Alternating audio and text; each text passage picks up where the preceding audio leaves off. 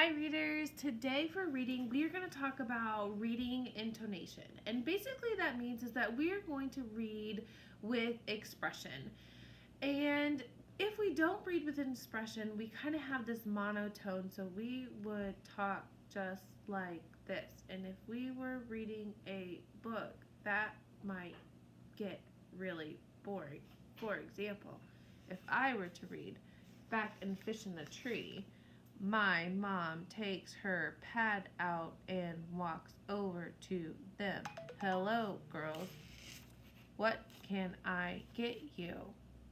If we read in monotone, it's going to feel boring and it's not going to get us excited to read.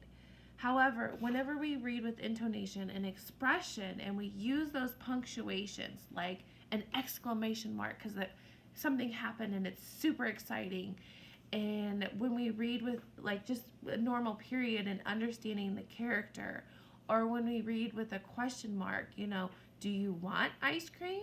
Your voice kind of goes up. Also, when we're reading, we get to know the characters. So for example, like Fish in the Tree. And we know that Shay can be a bully. And we know Shay can be a little sassy. So when I picture her talking, it kind of has this little sass to her. So for example, when we're back at the first part of the chapter, and it starts here whenever Allie goes back to the diner where her mom's working, and Shay and her little group shows up, and they invite Allie to sit with them, but it's not always for the nice reasons. They're sitting there talking, and Shay interrupts, and this is kind of how I would think that Shay talks because she's kind of sassy. It says, Allie, maybe you can be a waitress when you grow up, but can you read the flavors of ice cream for me? I'm having trouble. And I see like their sassiness come out, and that kind of makes the book come to life. But then back here in the chapter 48 where Albert, when they did all the pictures and put them on the board, and Albert's name was after Albert Einstein, which he was really excited about. We know that Albert really loves information. He really loves science. So to me, when he is speaking, it kind of sounds like this.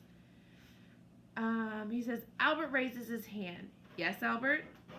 Albert Einstein was born in Germany on March 14th, 1879. He is considered the greatest human mind to ever have lived in the fields of physics, mathematics, and philosophy.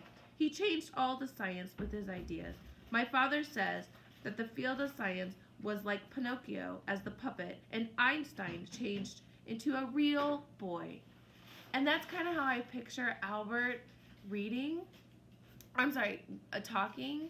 And so that kind of helps the book come to life. And that's why it's so important, because it just makes kind of this movie in your head. Okay, so readers today and every day read with intonation. And today, I want you to pick a part in your book that you're reading and make a video and read it with intonation. Read it with expression and help it come to life. All right, I cannot wait to see these videos, and I will see you later.